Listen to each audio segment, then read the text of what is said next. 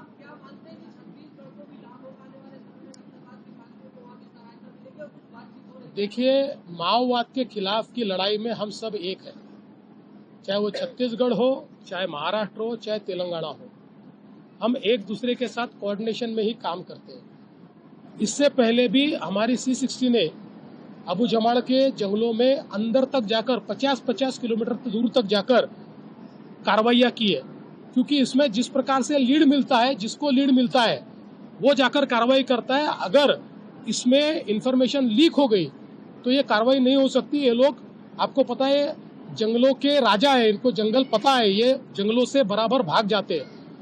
अब चूंकि बहुत दिनों से हमारी जो पुलिस है वो भूपति के साथ संपर्क बनाए हुए थी, और विशेष रूप से तारक्का जो भूपति की पत्नी भी है और एक बहुत बड़ी केडर भी है, इन्होंने 1 जनवरी को महाराष्ट्र में आत्मसमर्पण किया, उनके साथ के लोगों ने आत्मसमर्पण किया।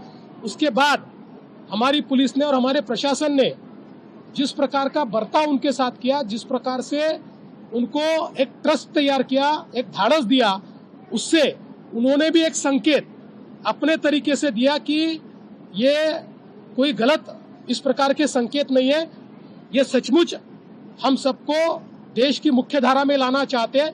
ये उसके लिए महत्वपूर्ण हुआ, और उनके आत्मसमर्पण से छत्तीसगढ़, तेलंगाना सभी को फायदा होगा।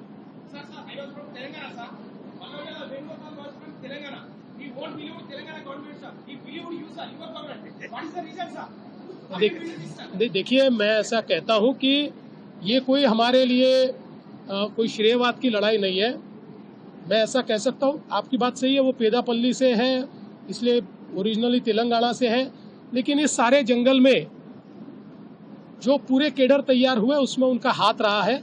और जैसा मैंने ये कहा कि लगातार हमारे सरकार की नीति इस संदर्भ में बहुत ही कंसिस्टेंट रही है। सबने देखा किस प्रकार से हमने माओवादियों का आत्मसमर्पण किया, किस प्रकार से उनको घर और नौकरियां दी, किस प्रकार से जो जो कबूल किया था वो उनको दिया।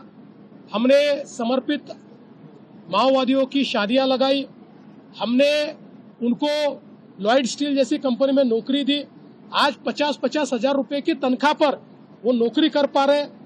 तो एक विश्वास उनके मन में तैयार हुआ कि ये केवल भाषण में देश की मुख्य धारा में लाने की बात नहीं करता है, महाराष्ट्र में देश की मुख्य धारा में लाने का काम हुआ है।